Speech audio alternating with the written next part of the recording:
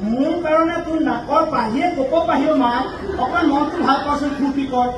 নাকৰ পাহি তোৰে ইমান ধুনীয়া দেখি মইহে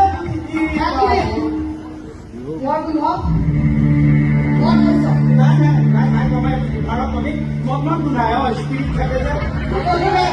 কিয় মোৰ বিহৰ বাবে কৈছে